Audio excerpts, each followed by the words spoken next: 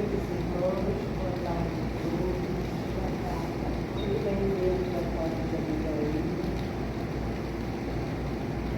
Nós queremos dar início à nossa reunião. Gente, todos, por favor, desliguem seus celulares ou coloquem o nosso silencioso, para que nós não nos deixemos perturbar qualquer movimentação. A página de abertura de hoje se intitula Caridade, Aprendizado da Bondade. A leitura é e ela fala assim conosco: Jesus querido, continue nos auxiliando e protegendo hoje e sempre. Todos acabaram de tomar o passe e seguirão para os lares com a vibração aqui recebida dos estudos, do passe, dos próprios guias espirituais.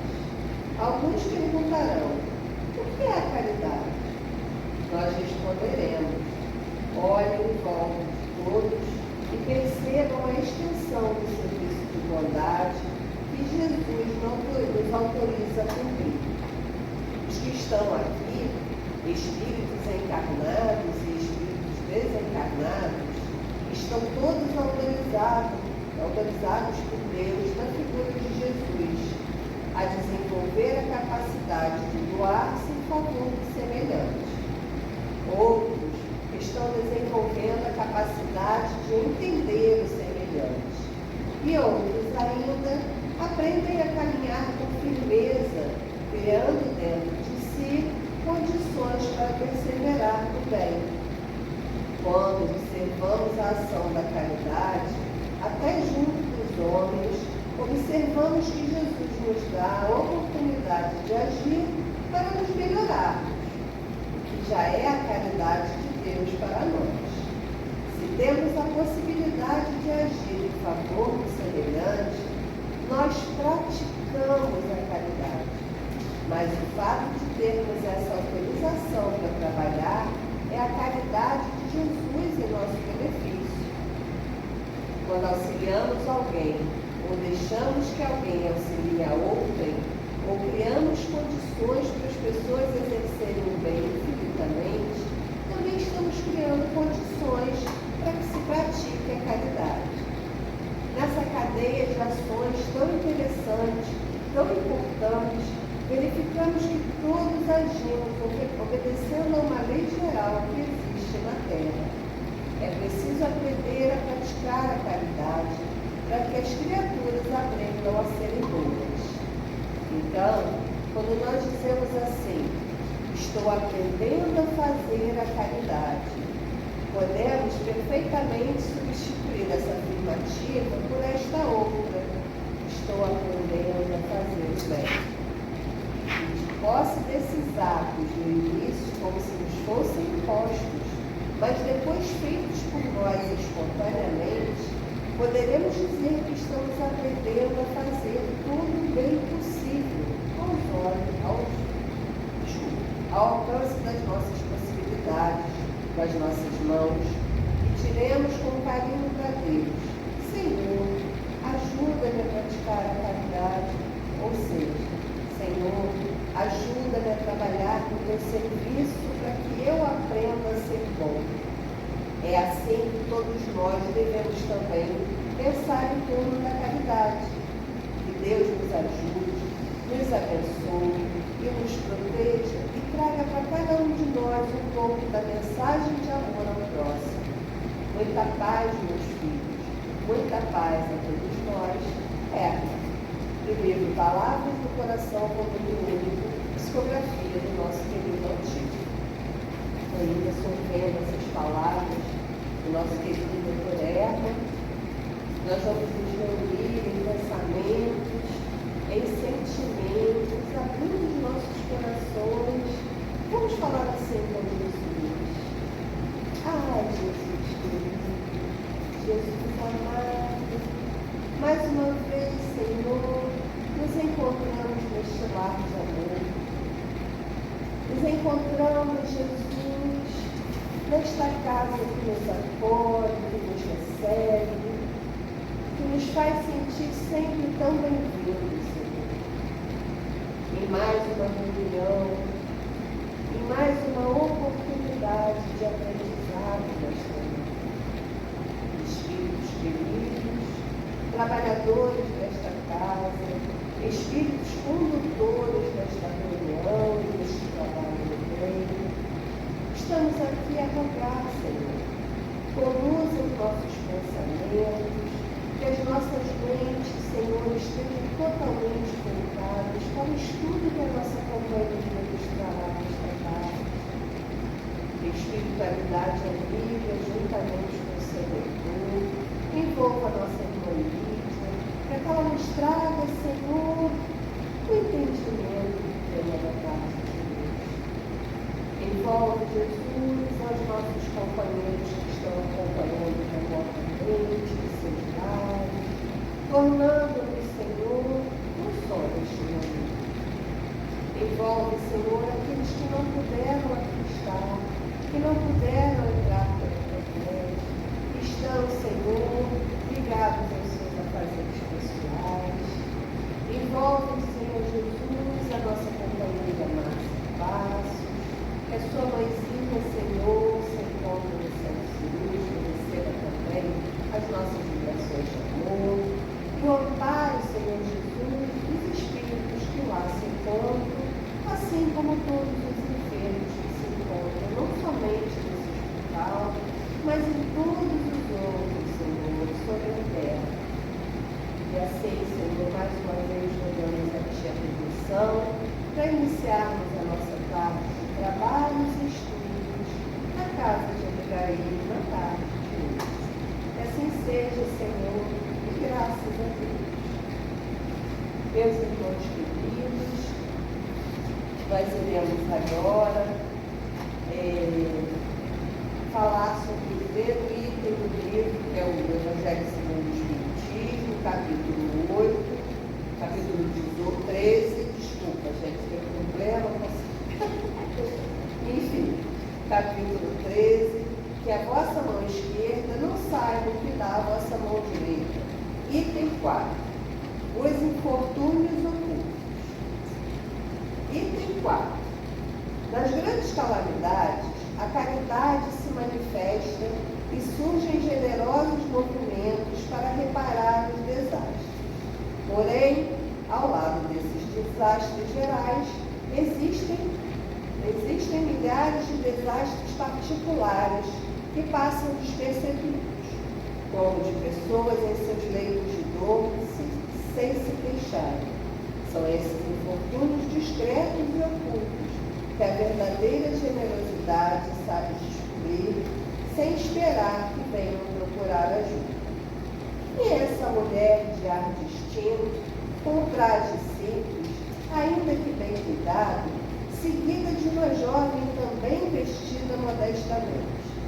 Ela entra em uma casa de aparência miserável, onde sem dúvida é conhecida, porque a porta é saudada com respeito. Para onde vai? Sobe até a água furtada. Lá mora uma mãe de família cercada de seus filhos pequenos. À sua chegada, a alegria aparece em suas faces emagrecidas. É que ela vem acalmar todas as suas dores, traz o necessário, suavizado por doces e consoladoras palavras, que fazem com que a sua ajuda seja aceita sem causar vergonha, porque esses infortunados não são mendigos de profissão.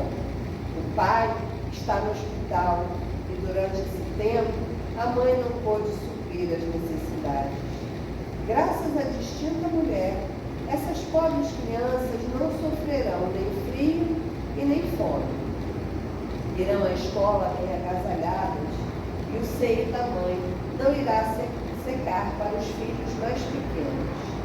Se entre elas uma ficar doente, nenhum cuidado material que seja preciso prestar-lhe-á repugnado. Dali, ela seguirá para o hospital para levar ao pai algum consolo e tranquilizá-lo segundo a situação. situação da família. Na esquina, uma carruagem espera, verdadeiro armazém de tudo que leva para os seus protegidos e sucessivamente visita. Não lhes pergunta nem a sua crença, nem a sua opinião, porque para ela todos os homens são irmãos e filhos de Deus. Terminadas as visitas, aquela família pensa: comecei bem hoje. Por que ela usa trajes tão simples? É que ela não quer, com seu luxo, agredir a miséria daquelas pessoas. Por que trouxe a filha em sua companhia? Para lhe ensinar como se deve praticar a beneficência. A menina também quer fazer a caridade, mas a mãe lhe diz: que podes dar, minha filha, se nada tens de teu? Se eu te entregar alguma coisa para que dê aos outros, qual será o teu mérito? Na verdade, eu é que farei a caridade e tu terás o mérito. Isso não é justo. Quando vamos visitar os doentes, tu me ajudas a tratar deles. Ora, cuidar de alguém é dar alguma coisa. Isso não te parece suficiente? Nada é mais simples. Aprende a fazer obras úteis e poderá confeccionar roupas para essas criancinhas. Dessa forma, dar-lhes-á algo vindo de ti. É assim que essa mãe verdadeiramente cristã prepara sua filha para a prática das virtudes ensinadas pelo Cristo. Ela é espírita? Quem se importa? No seu meio, ela é a mulher do mundo, porque a sua posição assim exige. Mas ignora-se o que ela faz, porque ela não quer outra aprovação, senão de Deus e da sua consciência. No entanto, certo dia, uma circunstância imprevista conduziu até sua casa uma de suas protegidas que lhe fora lhe mostrar trabalho manuais. Reconhecendo sua benfeitora, quis abençoá-la. Silêncio, pede-lhe a dama, não digas a ninguém. E assim, falava Jesus. E assim, meus irmãos, com essa lição maravilhosa, vamos passar a palavra à nossa companheira Lídia, pedindo que os espíritos a envolvam e a amparem.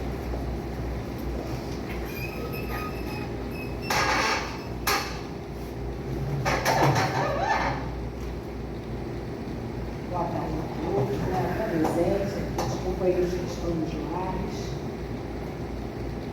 Que a paz do Senhor Jesus esteja conosco, nos envolvendo, nos conduzindo nesses momentos em que a gente vai ficar aqui juntos, né?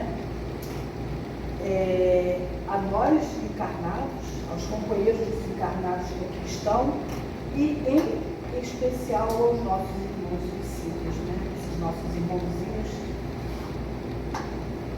muito sofredores, né? Então que Jesus ampare todos nós. O nosso estudo de hoje, né, sobre tragédias e dores que assolam o nosso mundo, né, que assolam a nossa terra.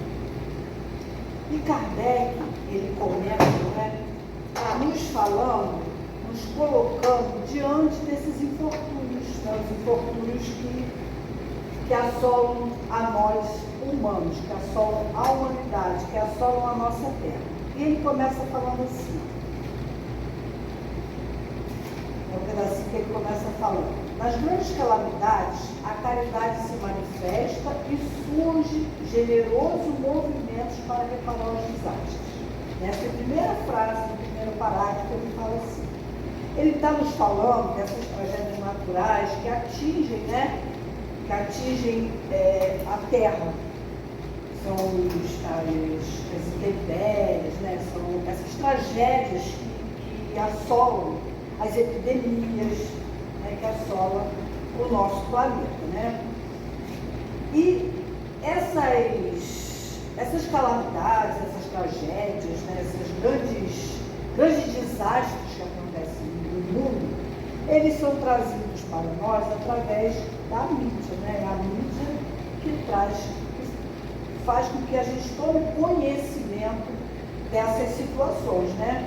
Então é através do meio de comunicação, através da mídia, do rádio, né, que a gente toma conhecimento de todas essas calamidades, né? Então, como eu li aqui a primeira página, eu já li um pedacinho para vocês, Kardec, quando ele está falando isso, ele está nos dizendo que são nesses momentos de comoção, de grande comoção, que a caridade se manifesta em nós, né? E são nesses momentos quando a gente vê essas reportagens, né, que são trazidas até nós, até nossos lares, através da televisão, né, através dos repórteres, é nesse momento em que a caridade, né, ela desperta, ela se manifesta, né, e ela cria volume, ela cresce, porque são diante dessas calamidades que a gente vê que nós nos tornamos solidários, né? Nós acabamos estendendo a nossa generosidade, nós nos tornamos generosos. E grande parte de número de pessoas que vamos dizer, se juntam, se mobiliza, a palavra é essa, né? Para atender as necessidades daqueles que estão passando pela dificuldade, né? Seja ela material, né? Necessidade de alimentação, de moradia, né? Então são nesses momentos que nós nos mobilizamos para atender, para ajudar, ou pelo menos, né, a maioria de nós, né? Se não todos nós, mas uma grande maioria do ser humano, ela se mobiliza, né? E são nessas grandes catástrofes que nos chocam, mas que também elas nos tocam profundamente, né?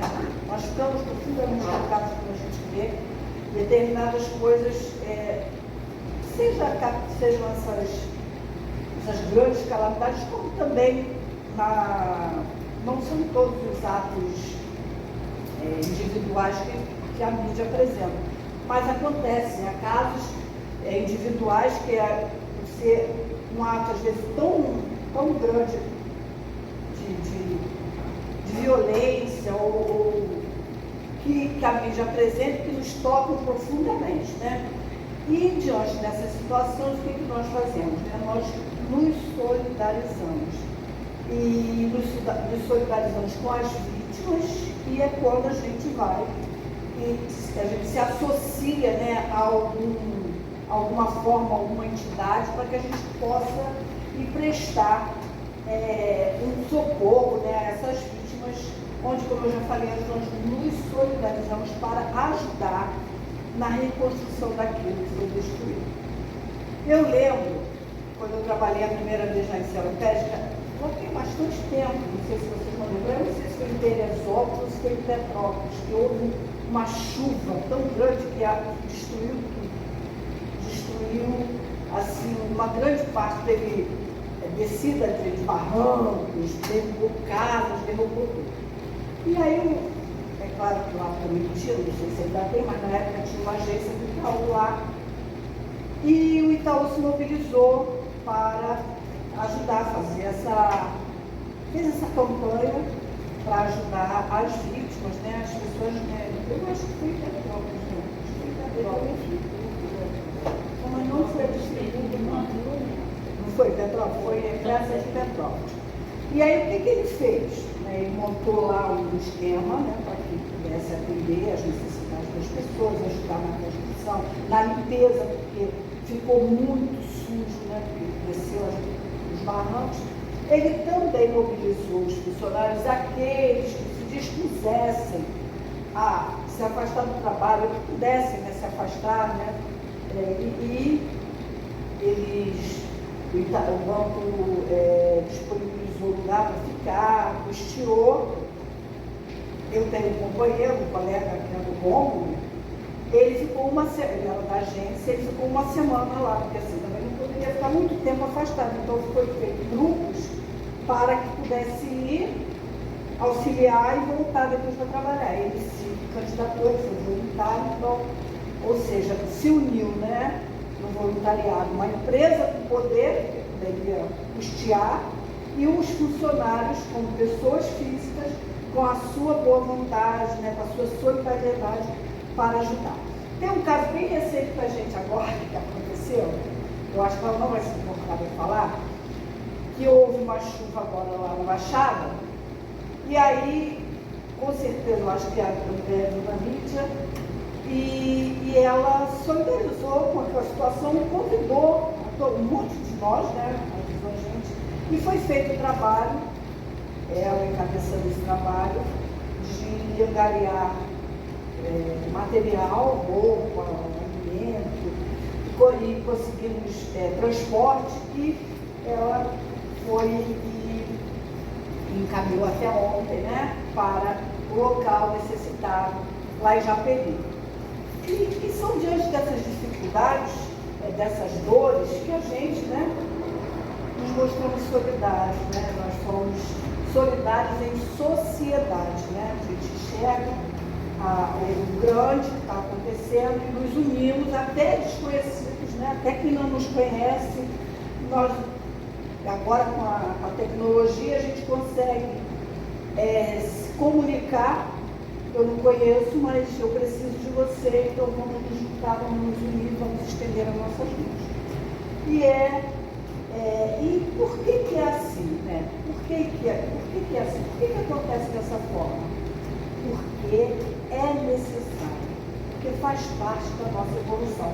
Está aqui, ó, quando o Dr. Herman falou aqui, ó, Jesus nos dá, está no terceiro parágrafo, quando fala assim, quando observamos a ação, aí ele fala assim, quando ele ler tudo, ele falou, Jesus nos dá a oportunidade de agir para melhorarmos o que já é a caridade de Deus para nós. Então, faz parte da nossa evolução. Então, assim é necessário. É necessário que a gente se mobilize em prol do outro, em prol de alguém, ou algo grande, que seja ou não, para que a gente possa crescer, para que a gente possa caminhar com o espírito perfeito que nós somos, né? Criados por Deus e ignorantes para conquistar a felicidade. Então, é através dessas mobilizações, desses nossos sentimentos em relação à dificuldade do outro, é que a gente vai caminhando, né? Porque é preciso que nós vamos nos moldando, nos melhorando. Mas Kardec, ele continua falando, né? Ele continua nos falando nesse mesmo parágrafo. Ele fala assim, ó, ele continua falando das dores, dos infortúnios que são os menores. Ele fala assim, ó, prosseguindo o parágrafo que eu parei.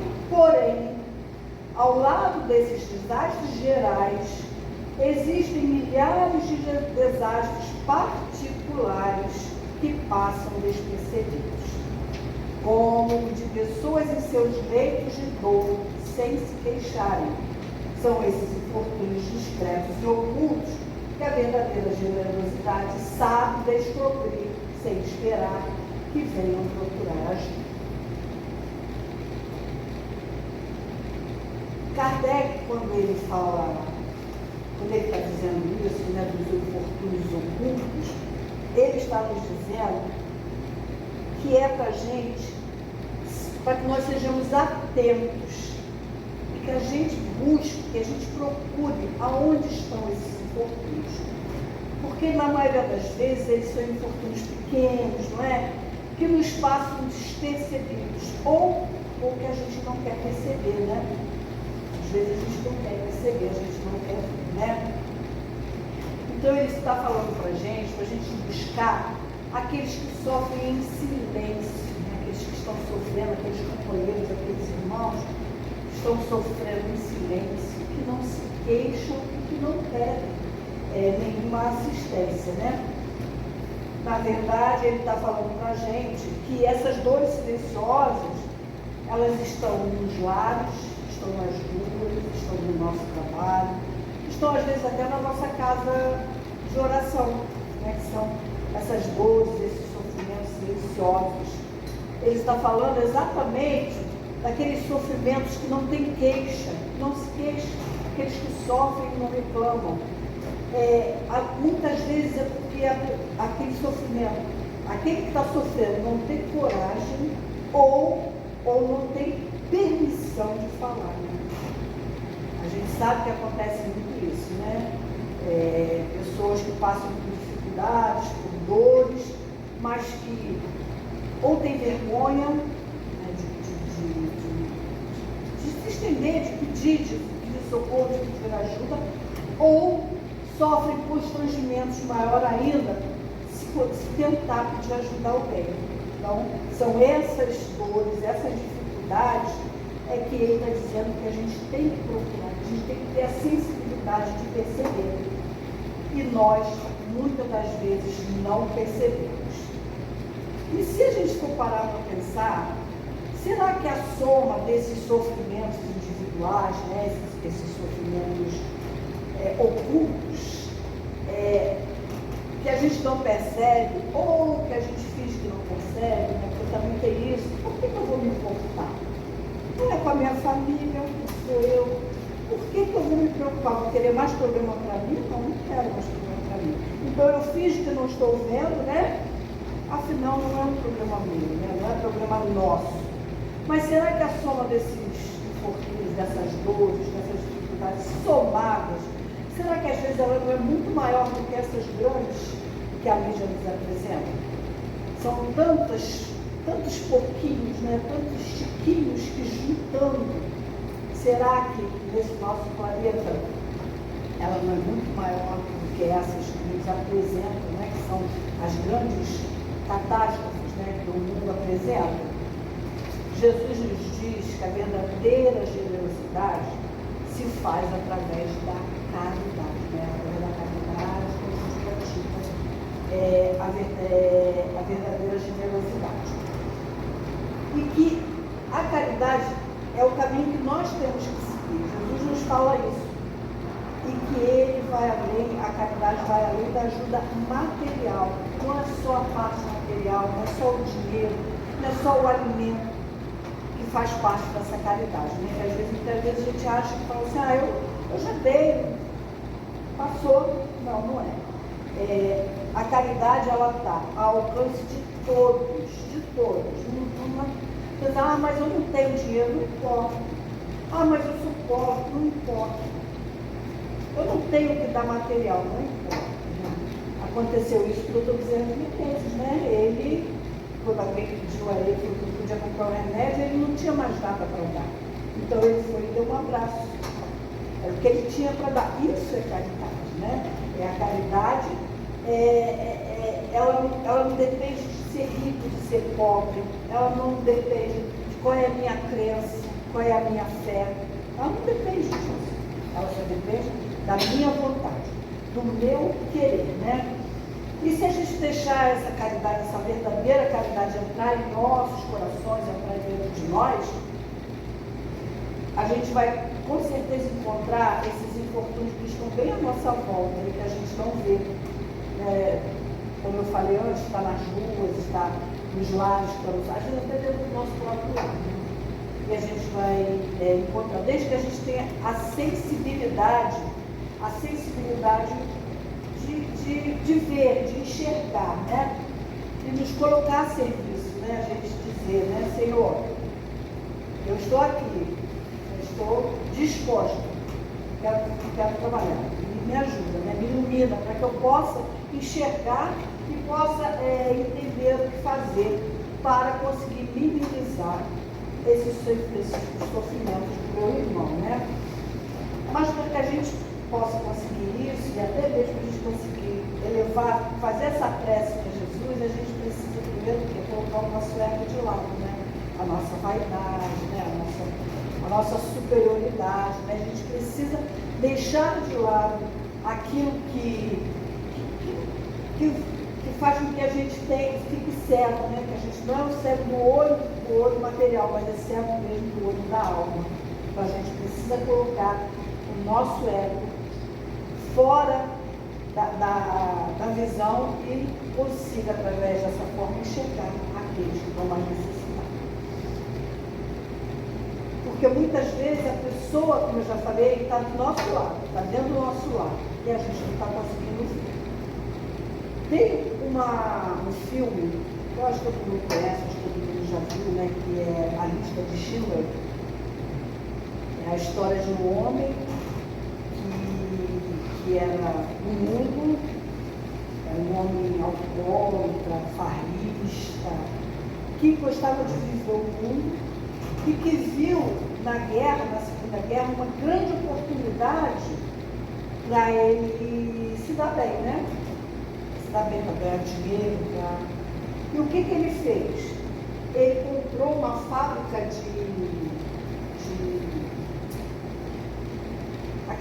lembra aquela, eu lembro só aquele material que a gente fazia aqui, esqueci o nome.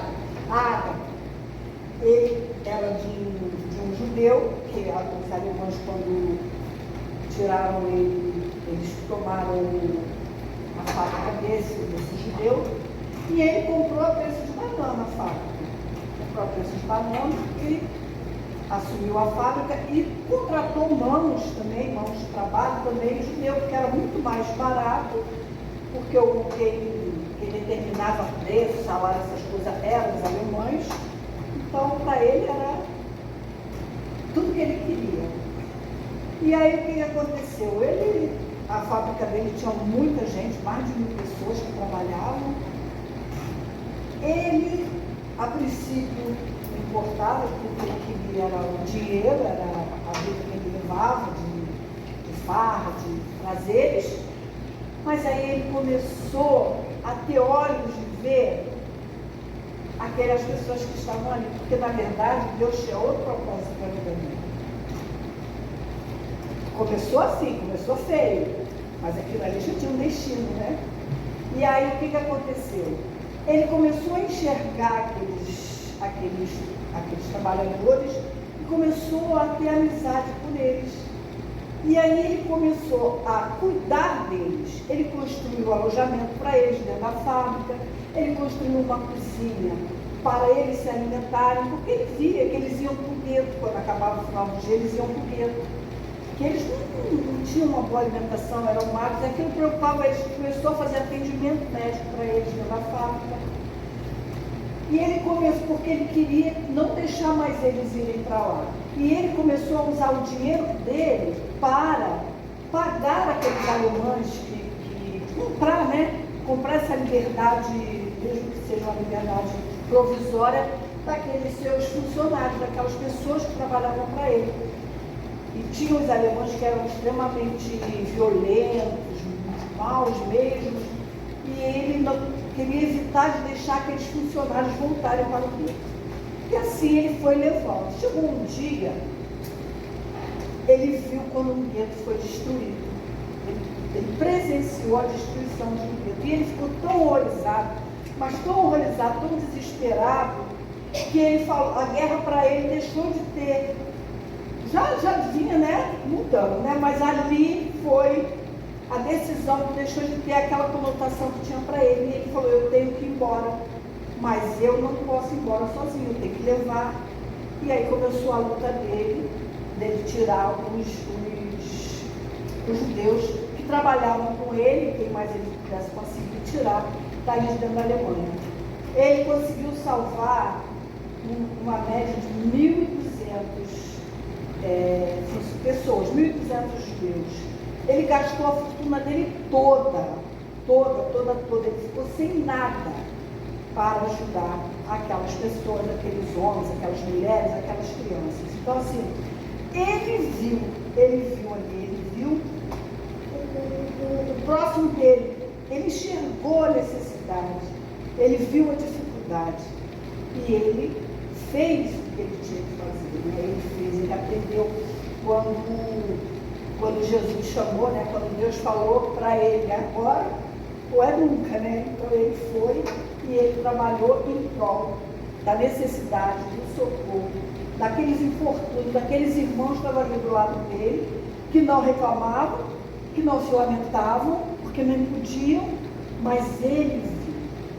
E é isso que Jesus quer da gente. Ele quer que a gente veja, que a gente enxergue, que a gente olhe e veja a necessidade do nosso irmão. E que nós ajudemos da melhor forma que nos for possível.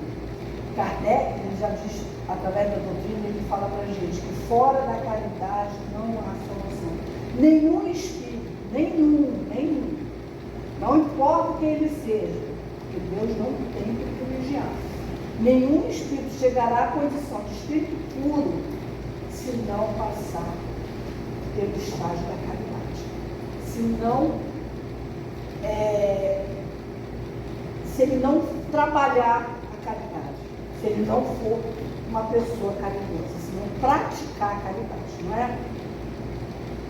E cabe a cada um de nós e a todos nós buscarmos isso, não é? Buscarmos isso em nós mesmos, buscarmos auxiliar, buscarmos socorrer, buscarmos consolar, né, os nossos irmãos que sofrem em silêncio, que sofrem lá nas suas dores, que passam por situações difíceis, que estão em situações difíceis, que estão acontecendo ali a todo instante ao nosso redor.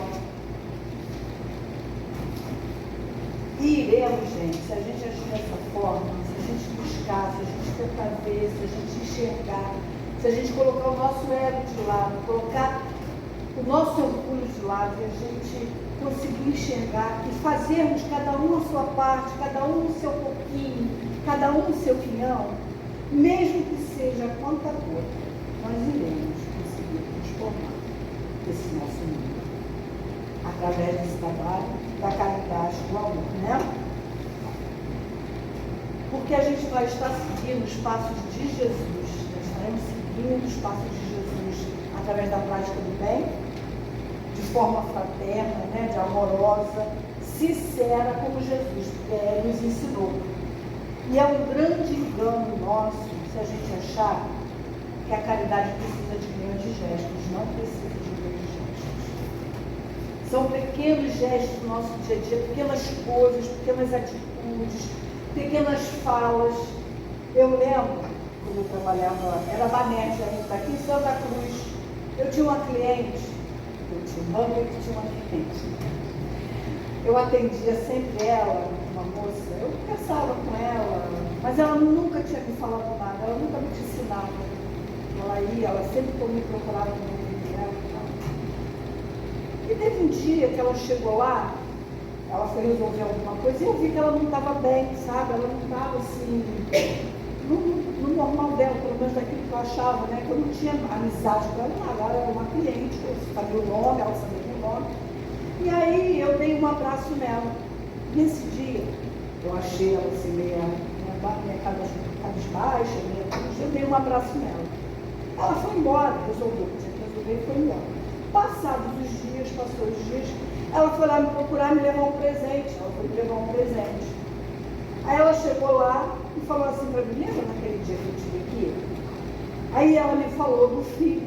Ela tinha um filho, que ela tinha muitos problemas com esse filho. O filho, que realmente a maioria dos problemas da conta dela era por causa desse filho. Ela tinha muitos problemas com esse filho. Aí ela falou, lembra naquele dia que eu vim aqui? Ela falou assim, pois eu ia me suicidar. Naquele dia eu ia me suicidar.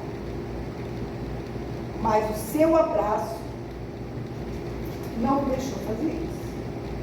Assim, gente, desculpa, é que eu sou assim, eu me toco por pouca coisa, né?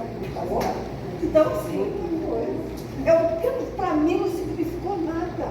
O abraço que eu dei nela não significou nada para mim. Eu achei que se eu dar um abraço nela, dei, mas aquilo não significou nada. Eu não sabia o que estava acontecendo, eu não sabia de nada. Mas para ela, significou muito. Alguém enxergou ela. Né? Alguém enxergou ela. Isso, alguém enxergou ela.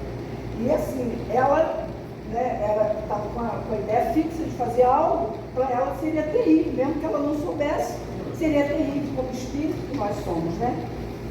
Então, gente, a caridade ela não precisa de tamanho, ela precisa de constância, ela precisa que a gente esteja sempre atento a praticar, a ver, a enxergar e fazer os nossos gestos, sejam eles pequenos, sejam eles grandes, não importa. Importa que a gente tem que trabalhar esse sentimento em nós, né, em prol do nosso nosso irmão, né? E a gente tem que estar sempre assim ligado, né, nessa situação de a gente estar sempre pronto para ajudar. Por quê? Porque a gente está seguindo os exemplos e ensinamentos do Senhor Jesus, né? O Senhor Jesus o tempo inteiro, né? Ele nunca se negou. Mesmo para aqueles que ele achava, ou que ele achava não, que ele sabia, que ele iria fazer, que não iria adiantar muito, né? Sabia que, como a cura, né? Ele curava, alguns ele já sabia que não ia ficar curado, porque não iria deixar de fazer aquilo que ele fazia, né? Aquela pessoa ia continuar nos seus erros, nas suas dificuldades, que a doença voltaria. Mas ele não negava, Jesus não negava, né? Não negava. Então, é isso que a gente também tem que fazer, a gente não tem que negar, a gente não tem que julgar, a gente não tem que sabe, que dizer, poxa, mas fulano é desse jeito. A gente até às vezes faz isso, porque a gente também ainda é tão imperfeito, tão pequeno, às vezes a gente deixa esse sentimento tomar conta do nosso coração. E aí, quando a gente faz isso, a gente perde a oportunidade. A gente perde a oportunidade de crescer, de ajudar o outro a crescer e também de ajudar o planeta a crescer, ajudar o planeta a caminhar, né? E Kardec, ele continua, né, nessa sequência, ele fala assim: quem é aquela senhora de ar distinto, de trajes simples, mas bem cuidados, seguida de uma jovem que também se veste modestamente? Quando ele fala, né, quem é aquela senhora, né, de ar distinto, bem cuidado, mas trajes simples, né, ele enfatiza nos trajes simples. Por quê? Porque aquela senhora que está ali, ela está ali para ajudar, ela não quer agredir aquelas pessoas que ela está ali para ajudar com a sua opulência, né, com a sua... Às vezes até, aqui ainda não está falando que ela tem posse, mas ela tem posse, mas até nós mesmos, dentro da nossa também simplicidade, porque a maioria de nós, né, somos pessoas medianas, vamos dizer assim, eu estou falando financeiramente falando. Mas às vezes a nossa forma de vestir pode agredir, pode levar aquele necessitado a se fechar, porque ele se sente talvez inferiorizado, né? Se sente às vezes até humilhado. Então é isso que Kardec está falando, que ela se veste de forma simples para não humilhar, para não agredir aquele a quem ela vai, né, socorrer, né? Ela tem esse cuidado para não agredir o necessitado que está ali. E ali, quando ela fala, né, seguida de uma jovem que também se veste modestamente, essa jovem é a sua filha, que é menor, e que ela leva essa filha para ela aprender com ela, né, os exemplos dela, a também ser abnegada, a também angariar a experiência, né, daquele momento em que sua mãe está ali praticando a caridade, que sejam valores preciosos para ela, para que no futuro, né, ela possa também trazer aquilo para ela. E como nos diz o nosso querido Rabi, né, ele fala que são valores que não quedariam inertes e à mercê dos ratos ou das aves do céu. Então são exemplos que ela está trazendo para a filha, para que ela também adquira esses valores, né, e que não perca eles para o futuro, né? E ela espera de verdade que esses ensinamentos sobrevivam nessa filha, né? Sobrevivam nela, sobrevivam às intempéries da vida, né? Porque às vezes a vida nos dá tanta burdoada que às vezes a gente esquece, né, aquelas coisas lá atrás que nosso pai e nossa mãe, mesmo dentro das dificuldades deles, tentam passar para a gente aqueles valores que tentam passar para a gente, e a gente deixa que a vida, o que a vida às vezes nos apresenta, tire aquilo de nós. Então ela quer que ela não permita que isso aconteça, que ela carregue com ela para o futuro aqueles ensinamentos que ela está trazendo, né?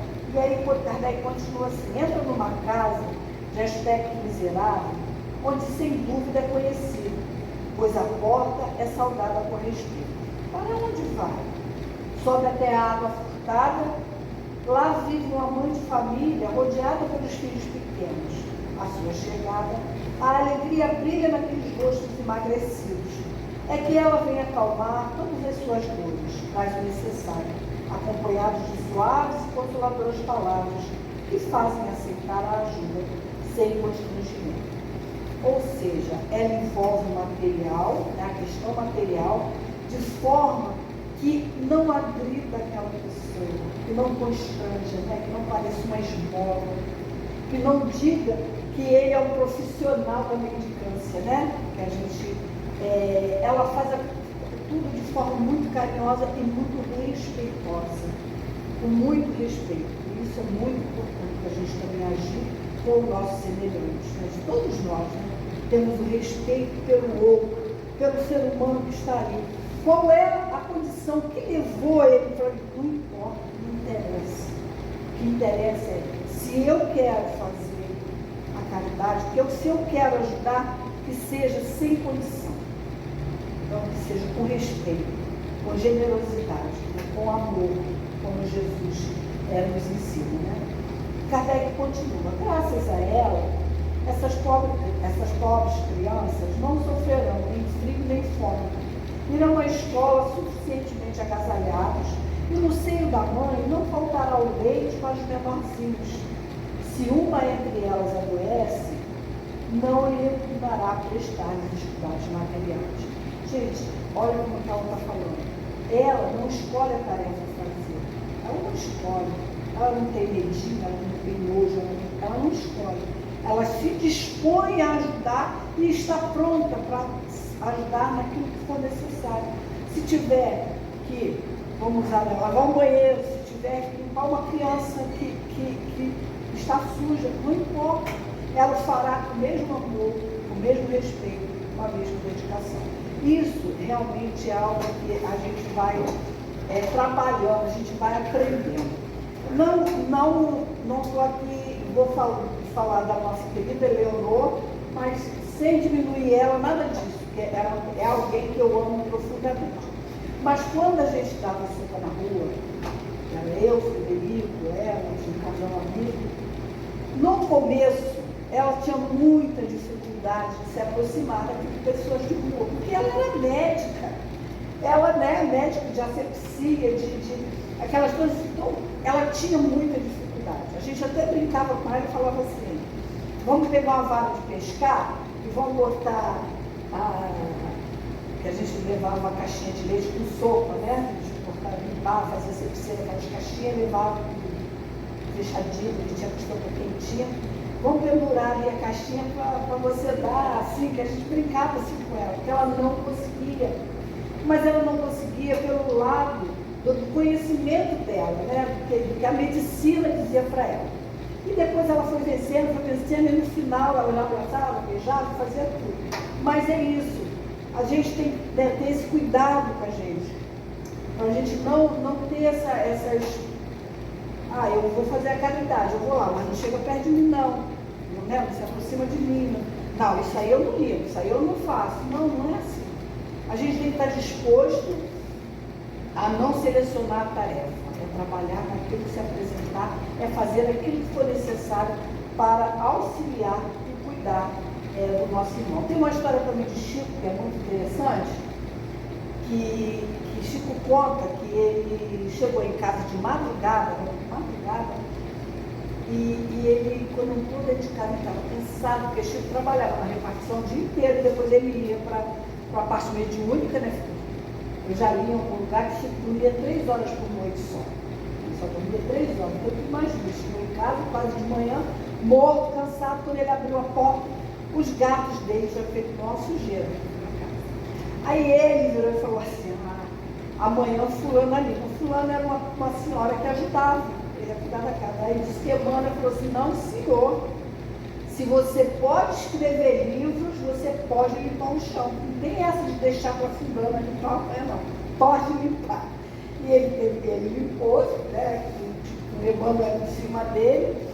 Então, assim, a gente não tem que escolher tarefa, né? Se eu posso estar aqui, e eu nem posso estar aqui falando, mas eu não tenho condição para isso, mas eu posso lavar um banheiro, eu posso cuidar de uma criança, que a gente tem aqui no trabalho, que fez as suas necessidades, se sujou, eu posso levar e dar banho. Então, a gente pode fazer. Se a gente acha que pode fazer uma tarefa melhor, a gente também pode fazer aquela que não tem nenhum problema, mas que muitas vezes a gente acha que vai diminuir a gente, né? Então, esse exemplo dela, ela não escolhe, ela não tem escolha, ela faz aquilo que se apresenta, né? E aí ele continua. Dali seguirá para o hospital, levar ao pai algum consolo e tranquilizá-lo quanto à sorte da família. Gente, esse é um gesto tão misericórdia dela, misericordioso, porque ela foi cuidar da família que estava desamparada, mas ela não esqueceu aquele pai de família que está lá no hospital, que está doente e que está preocupado com a sua família. Ele está lá preocupado.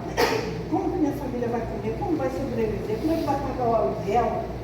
Ai, está frio, como é que vai ser? Então ela pensa nisso também.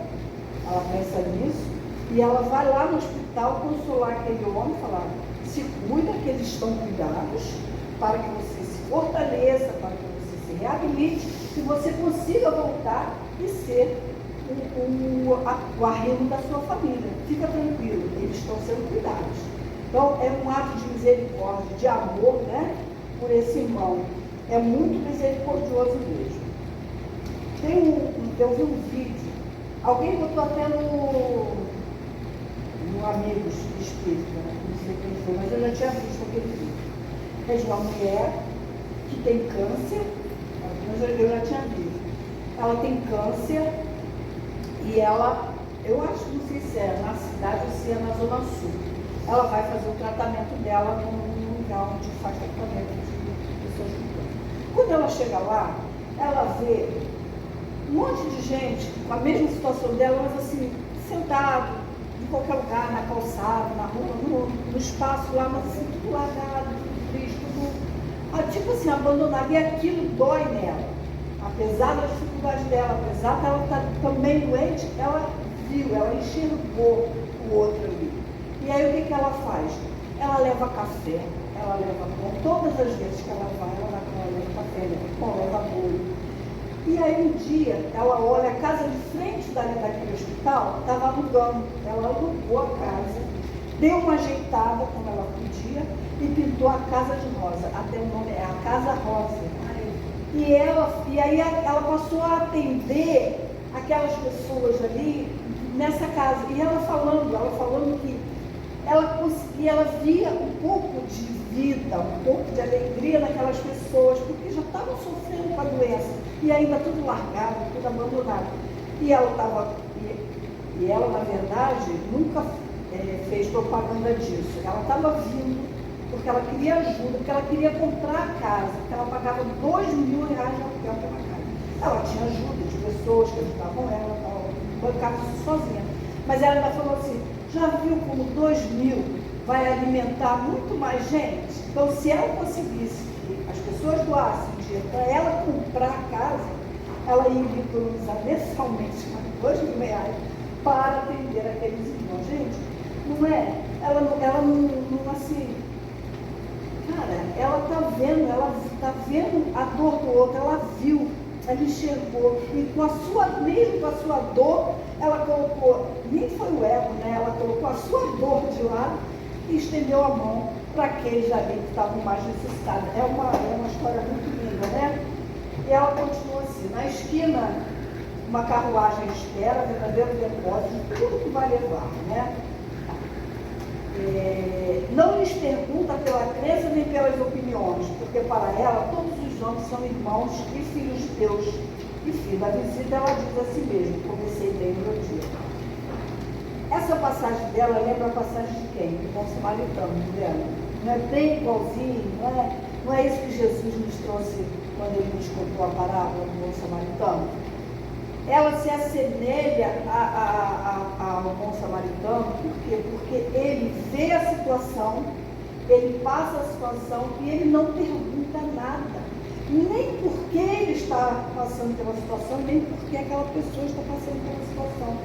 Ele vê, ele atende à necessidade e ponto. Ele faz o que tem que ser feito, tanto que Jesus nem deu nome a ele. Jesus colocou ele como um bom samaritano. Então ele não quer saber nome, ele não tem nome, ele não pergunta nada.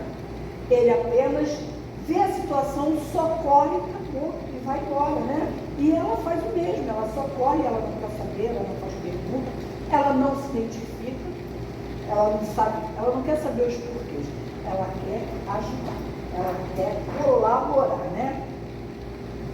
Jesus, ele disse para Mateus, Jesus nos disse, está em Mateus, ele falou assim, ó, em verdade vos digo, todas as vezes que fizeste isso a um desses meus irmãos, mais humildes foi a mim que fizeste. Então, gente, o que a gente tem que fazer é isso, é ajudar e seguir em frente, não é? É o que Jesus nos diz, e está lá em Mateus essa parte, né? Deixa eu ver aqui o finalzinho, porque já falta tão pouquinho, eu queria ler uma passagem da... Na verdade, eu queria falar de um outro filme também, que eu vi esse filme recente, e é um exemplo, esse filme, sim, foi um exemplo para mim de abnegação, de ver a dor do outro e nem pensar em si, e fazer, e levantar a espada, vamos dizer assim, e fazer. Eu não sei se você já ouviu falar do Som da Liberdade, esse filme. Esse filme é baseado em fatos reais. É um filme triste, mas é um filme lindo. É a história de um policial federal lá nos Estados Unidos. Ele trabalha com pedofilia. E ele já está assim, que ele não aguenta mais tudo que ele vê, que ele presencia, né? Então ele está fazendo uma prisão, ele está dentro de um caso que ele quer prender um pedófilo. Só que para ele fazer isso, ele finge que ele é pedófilo também. Ele finge que ele é pedófilo e se associa ao homem. E o homem, eu vou tentar bem rápido para poder pegar muito tempo. E o homem acha, ele não é uma pessoa normal, infelizmente é uma pessoa doente, né? Acha que é maravilhoso, ele é um policial, né? Se igual a ele. E ele fala para ele que vai dar um presente para ele. E ele pega um dossiê, uma ficha, e entrega na mão dele. Quando esse policial abre, tem uma foto de um menino de 6 anos de idade. E ali naquele momento ele efetua a prisão do homem, né? Que conseguiu ali a prova, mas ele que não ficou satisfeito em prender aquele homem, ele ficou impressionado com aquela criança. E ele queria, não era suficiente prender só o pedófilo, e tinha que salvar aquelas crianças. Então o que ele faz? Ele vai com aquele dossiê, vai é de um país para o outro, né? Na fronteira, ele vai na fronteira e que o menino está vindo para poder ser dado de presente para ele. O menino está vindo. Ele vai na fronteira e consegue pegar o menino na fronteira. Ele lá dentro, lá onde ele estava vivendo, lá do menino, que ele pergunta para ele qual é o seu nome. Ele fala assim, Sim Ted. Eu estava querendo, pelo menos no filme, o ator que era um garotinho bem fofinho, então o nome dele dentro lá, de onde ele ficava, era o Sim Ted. E aí ele vira para o policial e fala para ele assim, acha a minha irmã, porque tinha sido sequestrado, ele e uma irmã de 11 anos, ele tinha 6 anos, a irmã tinha 11 ou 10, alguma coisa assim. Gente, para resumir a história, ele faltava uns meses para ele se aposentar. E aí o chefe dele fala que não, que ele já tinha conseguido prender uma coisa, já tinha conseguido salvar o garotinho que era assim o auge da carreira dele, que ele ia se aposentar. Mas ele falou, eu não vou conseguir. Ele pediu demissão, ele abandonou, ele foi lá para a terra, na Colômbia, foi para a Colômbia. Ele conheceu pessoas lá que faziam esse trabalho anonimamente também, que se envolvia fingindo que gostava de fazer aquilo e ajudava a salvar a criança. Sei que ele se enfiou dentro da mata da Colômbia, conseguiu resgatar a menina, essa menina, ele matou o bandido que era o chefe lá daquela falange lá que tinha comprado a garota. Ele não queria matar, mas ele pegou ele na hora que ele estava tentando levar a garota, e eles entraram em luta e ele acabou tirando a vida dele, mas ele levou a menina. Ele não quis ir embora, porque ele falou que ele não podia ir embora e abandonar as crianças. Ele salvou quase 200 crianças dentro desse, mas aí o que acontece? Ele começou a ficar conhecido e ele estava correndo risco de vida, e aí não deixaram mais ele ficar lá. Mas ele tinha família, ele tem família, né? Ele deve ter, sei lá, me deu a impressão que ele tem uns 6 ou 8 filhos. Ele deixou todo mundo aqui, deixou o trabalho, saiu do trabalho para ir ajudar esse menino, ajudar sua irmã, e ele se envolveu tanto emocionalmente que ele não conseguiu vir embora e conseguiu libertar quase 200 crianças das mãos desses traficantes, né, que estão aí. Então, assim, esse homem verdadeiramente ele se utilizou da caridade, né? Ele se dispôs de todo, qualquer, até mesmo do risco da própria vida dele, para salvar crianças que ele nem conhecia, pessoas que ele nem sabia quem era, mas apenas pelo fato de precisar ajudar. Ele enxergou, ele viu a necessidade do outro, a necessidade do irmão, a necessidade do nosso próximo, que é isso que a gente tem que ver. Porque Jesus já nos disse, como diz o título do nosso estudo de hoje, que não sai da mão direita o que faz a mão esquerda, né? Então que a gente possa ajudar, que a gente possa agir, que a gente possa fazer o melhor que a gente pode, como essa senhora, como o bom samaritano, como esses exemplos que a gente trouxe de pessoas que são do mundo igual a gente. Nós somos do mundo, essas pessoas são do mundo também, mas que nos deixemos tocar por esse amor de Jesus, né?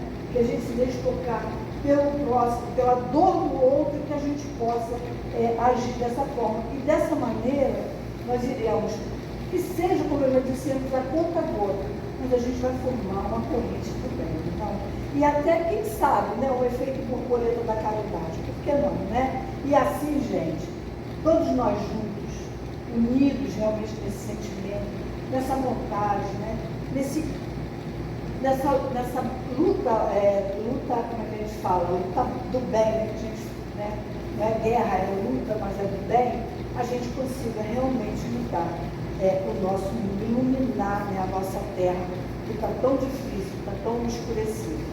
Então, que cada um de nós possamos ter essa consciência, né?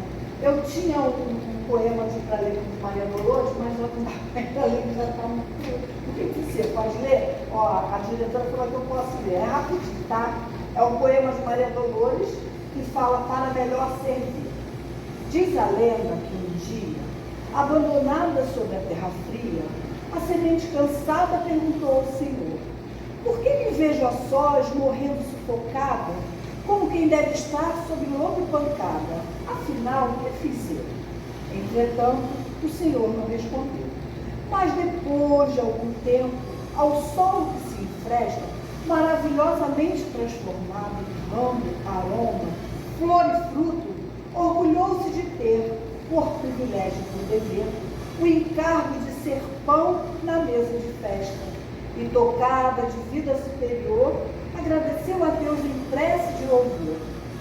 Conta-nos outra lenda que uma ovelha esquecida em remota fazenda gritou ao céu na hora da tosquia: por que me expõe a ventania nessa nudez tamanha? Olha a rude tesoura que me apanha, afinal, o que fiz eu? O céu, no entanto, não respondeu, mas depois de alguns dias encontro a criança que me vestia lã, sorrindo de esperança. Alegrou-se anotando o seu próprio trabalho, sustentando o calor e doando agasalho em auxílio de alguém. E agradeceu a vida, a elevada missão de que fora incumbida pela fonte do bem.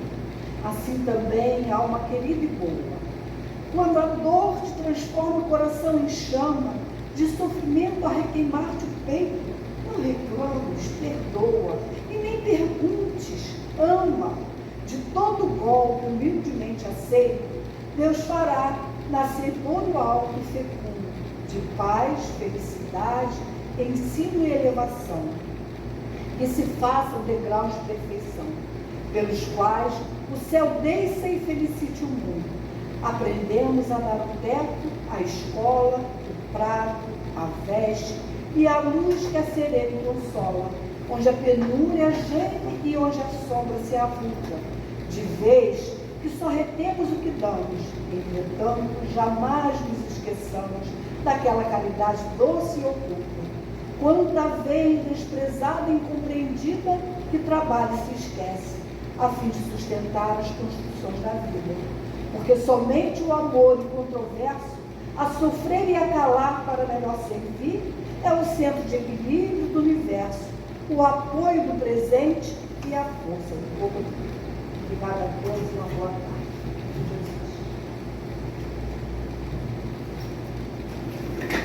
Nós agradecemos a nossa companheira do estudo. Você retorna à nossa casa, já que você aprendeu o caminho hoje. Vamos dar continuidade à nossa reunião, onde teremos um momento de paz.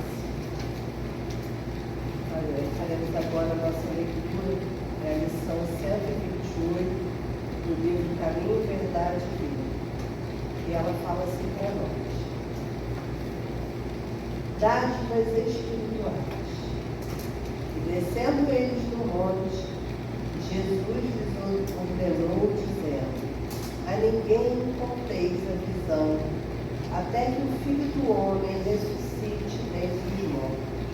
Está em Mateus 17:9. Se o homem necessita de grande prudência nos atos da vida comum, maior vigilância se exige da criatura no trato com a esfera espiritual. É o próprio Mestre Divino quem o exemplifica. Tendo conduzido Tiago, Pedro e João às maravilhosas revelações do Tabor, onde se transfigurou, ao olhar dos companheiros, junto de gloriosos emissários do plano superior, recomenda a solícito: a ninguém conteis a visão, até que o Filho do Homem seja ressuscitado dos mortos. O Mestre não determinou a mentira, entretanto, aconselhou-se guardasse a verdade para a ocasião oportuna. Cada situação reclama certa cota de conhecimento. Sabia Jesus que a narrativa prematura da sublime visão poderia despertar incompreensões e sarcasmos nas conversações vulgares e ociosas. Não esqueçamos que todos nós estamos marchando para Deus, salientando-se, porém, que os caminhos não são os mesmos para todos. Se guardas contigo preciosa experiência espiritual, indubitavelmente poderás usá-la todos os dias, utilizando em doses apropriadas, a fim de auxiliares a cada um dos que te cercam, na posição particularizada em que se encontram, mas não batereis, não barateis o que a esfera mais alta te concedeu, entregando a dádiva às incompreensões luminosas, às incompreensões criminosas, porque tudo que se conquista do céu é realização intransferível. Nós vamos convidar os nossos companheiros médicos para um momento de paz. Vamos pedir que nossos companheiros que estão à distância, em seus lares, possam se conectar com o mais alto, estarem receptivos ao passe. Vamos orar, pedir a Jesus o amparo necessário para este momento.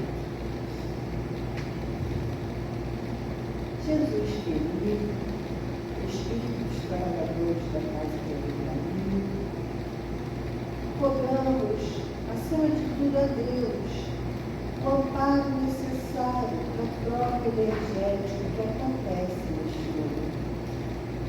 Que cada um de nós possamos estar conectados com o mais alto, recebendo aquilo que é de nosso merecimento.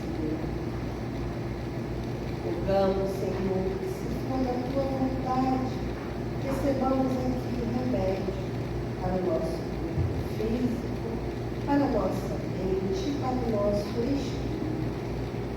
Assim, Senhor, rogamos a Ti pelos nossos médicos, fortaleça, Senhor, a sua conexão com os seus filhos, com esses espíritos e irmãos que aqui trabalham.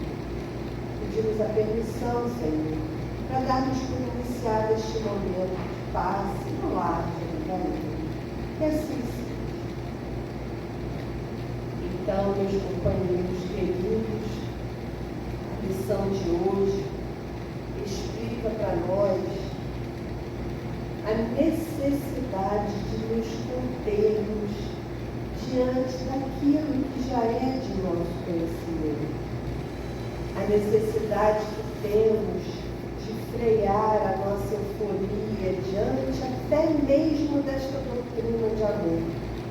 A descrição que Jesus nos pede é inerente a tudo aquilo que já conhecemos, que já comprovamos. Aquilo que é de nosso conhecimento, que já é corriqueiro para nós, para alguns soa ainda como fantasioso. Pessoas que ainda não estão preparadas para estas informações. Para isto que estamos dizendo, Jesus lá há 2000 anos atrás, já colocava esse exemplo para os seus discípulos, já dizia para eles, se contentam, não é necessário que tudo seja dito, as pessoas não estão preparadas. E hoje, 2000 anos depois, alguns dos nossos irmãos ainda continuam despreparados. E aquilo que é sublime passa a ser duvidoso, passa a ser questionado, tratado com sarcasmo, como o nosso companheiro diz na lição do Caminho, Verdade e Vida. Eu aconselho que vocês até revejam em casa, que são 128 do livro Caminho, Verdade e Vida, para absorver essa tamanha informação que Jesus traz para nós em algumas frases ditas aqui no livro. Necessitamos de descrição. Não sejamos encantados, sem freio na divulgação de nada daquilo que já devemos em nosso conhecimento. E assim, meus irmãos, voltemos os nossos pensamentos ao mais alto, com os nossos corações transbordando de gratidão, com o conhecimento de que estamos um cadinho mais informados, possamos, Senhor, como disse a nossa irmã, praticar a caridade, sairmos daqui mais caridosos, mais voltados para o nosso irmão em Jesus, sem sequer o conhecermos. Abigail querida, mestre amado, mestre querido, espíritos trabalhadores desta casa, pedimos, Senhor, que permaneçam conosco essas sensações que hoje aqui estão à nossa volta. Essas vibrações nos acompanham aos nossos lares, que nós possamos, Senhor, exemplificar o que aqui aprendemos. Pedimos, Senhor Jesus, que Tu nos acompanhe, que retorne conosco, Senhor, a esta casa, sempre que possível, nos trazendo em segurança, que essa nossa vontade, Senhor, de nos mantermos aqui, permaneça sempre conosco. Abençoa este lar e a cada um de nós, Senhor. Pedimos a permissão a Jesus, aos espíritos amigos e, acima de tudo, a Deus nosso Pai, para encerrarmos essa tarde de estudos e passes na casa de Abigail. Que assim seja, de graças a Deus.